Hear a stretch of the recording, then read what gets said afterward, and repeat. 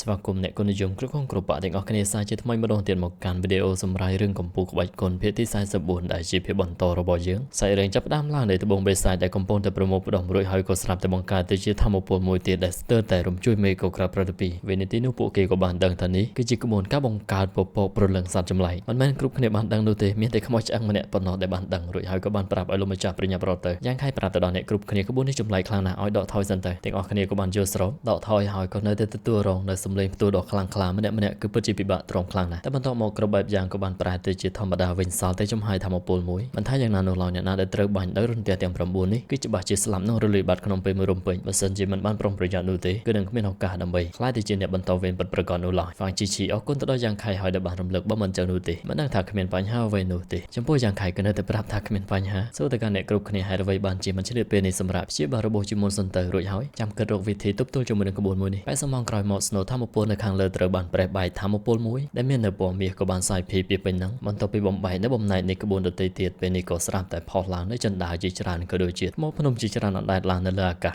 ឃើញច្បាស់នឹងផ្នែកបែបនេះពួកគេម្នាក់ពិតជាមាននៅការភ្ញាក់ផ្អើលរីឯចំហាយមយូរ៉ានិងនិក្រីក៏បានហោះហើរត្រសងគ្នាសាជាថ្មីយ៉ាងខៃក៏បានដឹងខ្លួនមានសិស្សម្នាក់លោកដៃចូលដូចជាគ្មានបញ្ហាអីនោះទេយ៉ាងខៃដឹងខ្លួនឡើងវិញសួរទៅកាន់បិសាចដីថានេះគឺជាការបន្តវេនដែលគេបានរំលឹកមែនទេយ៉ាងខៃប្រាប់ថាត្រឹមត្រូវហើយការបន្តវេនពិតប្រាកដគឺនៅខាងលើស្រទាប់ទាំង1000នៃឋានសួគ៌ខ្ពង់ខ្ពស់ជាងគេយ៉ាងខៃគិតទៀតហើយសិស្សនៃបកទាំង3គឺច្បាស់ជាប្រយុទ្ធគ្នាដើម្បីវាតែបិសាចដីប្រាប់ថាតាមពិតចិនដាទាំងនេះគឺជាការសាឡបងវាមានបែងចែកយីនឹងយ៉ាងនៅលើនោះហើយក៏ជំនួយទៅដល់ការវឹកហាត់របស់ពួកគេផងដែរដូច្នេះគឺត្រូវតែប្រើប្រាស់ក្បាច់គុណដើម្បីទប់ទល់ហើយបើសិនជាជន់នៅលើកម្មចិនដាវាក៏នឹងអនុលោមទៅតាមកម្រិតនៃការវឹកហាត់របស់ពួកគេតែយ៉ាងណាវាគឺពិតជាមិនងាយស្រួលនោះទេយ៉ាងខៃនិយាយហើយគឺពិតជាអត់កម្លាំងច្រើនមែនបែបនេះគ្រប់គ្នាគឺអាចទទួលបានតែបទពិសោធន៍ព្រមទាំងការរីកចម្រើនច្រើនខ្មោចឆ្អឹងតបទៅវិញថានេះគឺប្រកាសហើយក៏ប៉ុន្តែយ៉ាងខៃមានសំណាងប៉ុណ្ណាវាអាស្រ័យទៅលើបំណងរបស់ទេវតាខ្មោចឆ្អឹងក៏មិនអាចចូលទៅក្នុងក្បួននេះបានដែរបែបនេះគឺត្រូវតែលាក់ខ្លួននៅក្នុងសមុទ្រនៃសម្បញ្ញៈរបស់យ៉ាងខៃជូនពរឲ្យគាត់ទទួលបាននូវជោគវាសនាពីឋានសួគ៌បន្ទាប់មកស៊ូយិនដើរមករកសួរយ៉ាងខៃក្បាលយ៉ាងមិនទៅហើយគាត់ក៏បានប្រាប់ថាក្បាលមែនទេក្បាលមិនអីនោះទេសួរទៅការរបួសរបស់សិស្សច្បងវិញនាងប្រាប់ថាមិនអីដូចគ្នាដែរព្រមទាំងសួរថាតើយ៉ាងខៃចង់ចូលទៅក្នុងក្បួនជាមួយនាងដែរអត់ហ្វាងឈីឈីហាក់បីដូចជាដឹងអៀកក៏យ៉ាងខៃថាកុំរំអីទៅឲ្យលបងជួយមើលថែទៅមុនទៅតែគំនិតក៏បានគិតព្រោះថាយ៉ាងខៃស្គាល់នៅលអាងនេះច្បាស់បែបនេះធ្វើដំណើរជាមួយនឹងយ៉ាងខៃគឺអាចជួយគេបានច្រើនស៊ូយិនបែបនេះក៏បានចូលទៅមុនប្រាប់យ៉ាងខៃគឺត្រូវតែបន្ថែមការប្រុងប្រយ័ត្នមិនអើសួរទៅកាន់បងស្រីថាតើហ្វាងឈីឈីចង់ធ្វើអ្វីជាមួយយ៉ាងខៃទៅជឿប្រាប់កុំឲ្យខ្វល់ពីពួកគេក៏ព្រោះថាគេដំណើរមួយនេះវាគឺពិតជាសំខាន់ខ្លាំងណាស់ចំពោះក្រុមសមរភូមិលហិតគឺមិនអាចចាញ់គេបាននោះឡើយហើយអ្នកទាំងពីរក៏បានដឹកដៃគ្នាចូលទៅហ្វាងឈីឈីនិយាយឲ្យថាយ៉ាងខៃអញ្ជើញយ៉ាងខៃបានគិតក្នុងចិត្តគួរសោកស្ដាយលោកគឺបានសម្រេចចិត្តខុសហើយព្រោះពេលដែលចូលទៅគឺមានតែដើរផ្លូវខ្លួនឯងតែប៉ុណ្ណោះយូសងវិញពេលនេះចាប់ផ្ដើមស្ដីឲ្យសិស្សច្បងម្ដងព្រោះថាគេក៏គួរតែដើរជាមួយនឹងសិស្សរួមបាក់ហ្វាងឈីឈីក៏បានសួរថាជាមួយអ្នកណានាងមែនទេគ្រាន់តែជាក្មេងស្រីម្នាក់ខ្ញុំមិនចង់ដើរជាមួយនោះឡើយយូសងហាក់បីដូចជាទ្រាំលែងបានហើយថាតើប៉ុន្មានដងទៅហើយមនុស្សស្រីនឹងថាវាយ៉ាងម៉េចទៅហ្វាងឈីឈីនៅតែនិយាយថាមនុស្សស្រីដូចជាគ្មានបានការតែមានបញ្ហាអីដែរទ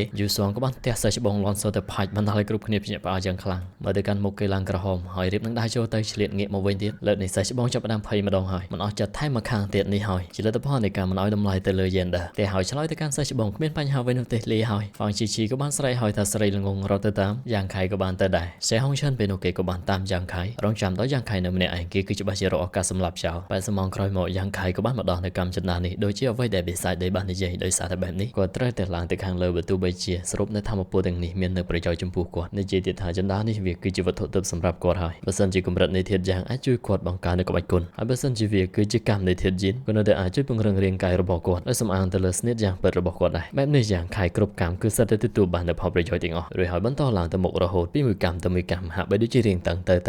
ែគាត់នៅតែព្យាយាមឡើងនៅទីបំផុតក៏បានមកដល់នៅជាន់មួយនៅខាងលើនោះបានឃើញនៅមីអឺនិងជីវមើលទៅកាន់អ្នកទាំងពីរហត់នឿយខ្លាំងមែនតែនបន្ទាប់ពីឃើញយ៉ាងខៃសប្បាយចិត្តភ្លាមខណៈពេលដែលជីវក៏ឆ្ងល់ណាស់ដែរហេតុអ្វីបានជាអបិនឹងឡើងមកលឿនខ្លាំងម្លេះមួយផ្លែតសោះតាមពួកនាងទាន់ទៅហើយយ៉ាងខៃមកដល់រាក់ទាក់ព្រមទាំងសួរហេតុអ្វីបានជាអ្នកនាងទាំងពីរមើលទៅអស់កម្លាំងខ្លាំងម្លេះជីវក៏បានប្រាប់ក៏ព្រោះថាជំហាននៅយិនយ៉ាងវាគឺពិតជាត្រូវចំណាយកម្លាំងខ្លាំងណាស់តែនាងមិនគិតថាយ៉ាងខៃមានផលប៉ះពាល់អ្វីនោះទេសួរហើយថាតើមានស្នៀតអ្វីឬអត់យ៉ាងខៃក៏មិនអាចប្រាប់នាងអំពីស្ថានភាពពិសេសនេះលំអិតបាននោះដែរអញ្ចឹងក៏បានប្រាប់គាត់ក៏បានវឹកហាត់នៅក្បាច់គុណតូចមួយបើសិនជាមិនប្រកាន់នោះទេគឺអាចជួយដោះស្រាយឲ្យពួកនាងបានលេដៃសងខាងទៅមិននាងក៏ប្រញាប់ផ្ទះផ្លែតខណៈពេលដែលបងស្រីនៅតែអឹមអៀនបែបនេះនាងក៏បានទាញឲ្យដាក់ដៃទៅលើយ៉ាងខៃភ្លាមនោះយ៉ាងខៃបានស្រូបយកនៅកម្លាំងធាតុយ៉ាងចេញពីខ្លួនរបស់ពួកនាងរួចហើយសួរថាតើស្រួលខ្លួនបន្តិចហើយមែនទេជីវក៏បាននិយាយទៀតថាយ៉ាងខៃពុកខៃលាក់ក្បាច់គុណខ្លាំងណាស់គាត់ក៏មិនហ៊ានប្រកែកនោះដែរហើយក៏ដោយសារតែអ្នកនាងទាំងពីរបានធូរស្បើយហើយអញ្ចឹងបន្តដំណើរទៅមុខទៀតទៅជីវបានឲ្យសិស្សប្អូនយ៉ាងទៅមុនពួកនាងសម្រាប់រួចហើយគឺច្បាស់ជាទៅតាមក្រោយលើដូច្នេះហើយយ៉ាងខៃក៏បានដើរទៅមិនសួរទៅកាន់បងស្រីហើយអ្វីបានជាមិន ទៅជាមួយនឹងយ៉ាងខៃជា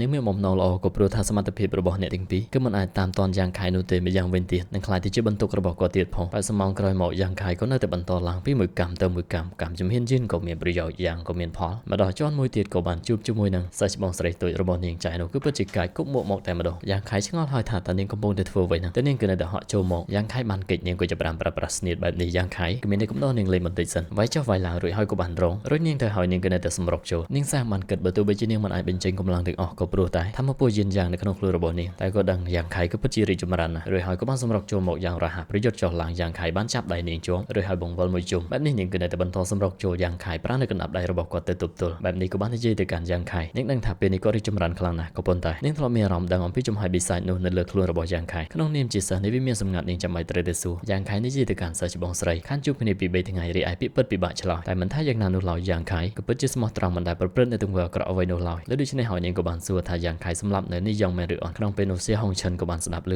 យ៉ាងខៃប្រាប់ថាការស្លាប់របស់គេគឺពិតជាតាក់ទងនឹងគាត់មែនក៏ប៉ុន្តែគាត់ហ៊ានធានាថាមិនបានសម្លាប់គេនោះឡើយលើបែបនេះហើយសៀហុងឈិនក៏ចាប់ផ្ដើមខឹងតែម្ដងនាងសាងក៏បានឃើញថានាយចង់សម្លាប់យ៉ាងខៃមុនហើយនាងតាំងពីក្មេងមកគឺតែងតែចាប់អារម្មណ៍ដល់នឹងចំហាយបិសាចលឿនបែបនេះហើយក៏បារម្ភអំពីយ៉ាងខៃរួចឲ្យយ៉ាងខៃបញ្ចេញនូវកម្លាំងទាំងអស់បន្ទាប់ពីបានឃើញនាងភ្ញាក់ផ្អើលក៏ព្រោះថាយ៉ាងខៃប៉ុន្មានថ្ងៃសោះបែរជារីកចម្រើនលឿនដល់ថ្នាក់ហ្នឹងក៏ដូចជាដឹងថារាងកាយទាំងមូលរបស់យ៉ាងខៃជាធម្មពលយ៉ាងបរិសុទ្ធគ្មាននៅចំហាយបិសាចនោះទេសម្រួលនៅកម្លាំងធាតុទុកវិញហើយនាងសាងក៏បានដើរចូលទៅមិនទាន់និយាយអ្វីផងក៏ស្រាប់តែសន្លប់បាត់បែបនេះយ៉ាងខៃក៏បានជួយស្រូបយកនៅធម្មពលយ៉ាងពីខ្លួនរបស់នាងព្រមទាំងសួរឲ្យថាតើមានបញ្ហាអ្វីទៅនាងបានប្រាប់ព្រោះតែរាងកាយពិសេសរបស់នាងយិនយ៉ាងគឺមិនត្រូវគ្នាហើយនាងគឺមិនអាចស្រូបបានទាំងអស់យ៉ាងខៃក៏ដឹងប្រយុទ្ធជាមួយនឹងនាងមុននេះបន្តិចគឺធ្វើឲ្យកម្លាំងធាតុរបស់នាងកាន់តែរញ៉េរញ៉ៃសៀហុងឈិនឃើញបែបហ្នឹងក៏ដឹងថាគឺពិតជាទេវតាជួយដល់គេមែនបែបនេះគឺអាចបញ្ចប់ជីវិតពួកគេទាំងពីរនៅពេលនេះតែម្ដងហើយសាច់រឿងភេទទី44ក៏ត្រូវបានបញ្ចប់ជាចុងក្រោយភ្នំមិនផ្លាប់បដោះទឹកនៅតែហូរជួបគ្នានៅក្នុងពិភពគុណបាយបាយ